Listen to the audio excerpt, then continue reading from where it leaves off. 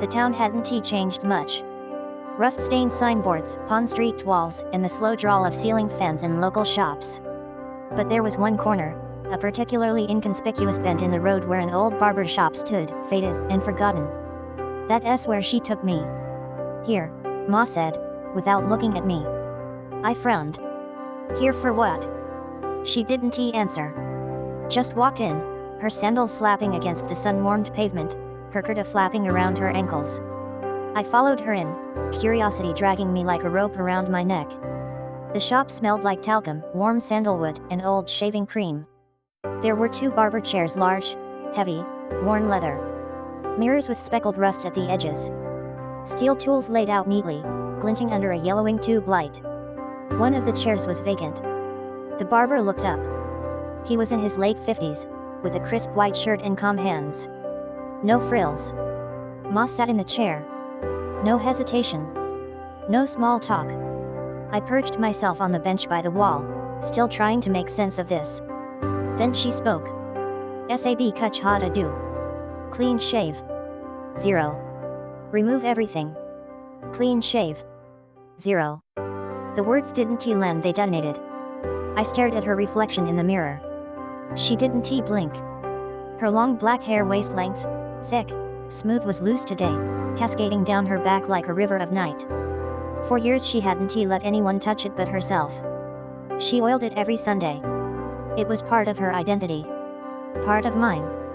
And now, she had just handed it over like it was dead weight. The barber didn't flinch. He nodded with professional understanding. You sure, madam? Yes. He picked up the cape, shook it open, and flung it around her shoulders. The motion was sharp, efficient. He fastened the clasp behind her neck and then pulled all her hair out over the cape, letting it drape like a curtain over her chest. I couldn't look away. He reached for a comb and a pair of scissors. Not clippers. Not yet. He wasn't rushing. This man knew ritual. He combed her hair back, gathering it tightly at the crown, then twisted it into a long coil and tied it with a single rubber band. A low, silent gesture. Like tying a noose. He looked at her through the mirror. She nodded.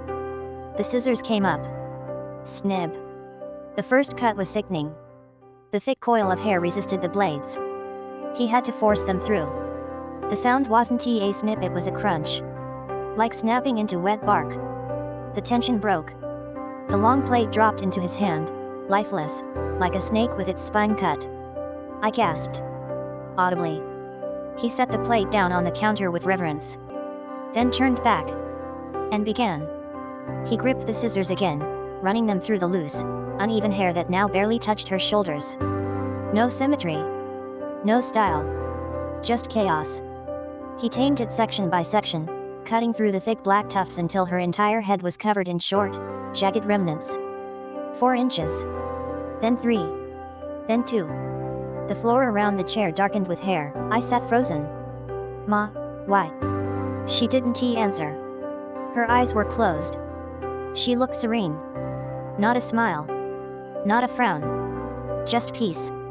He now turned to the clippers. Plugged them in. The sound burst into the silence. Bzzzzzzz. It was primal. Merciless.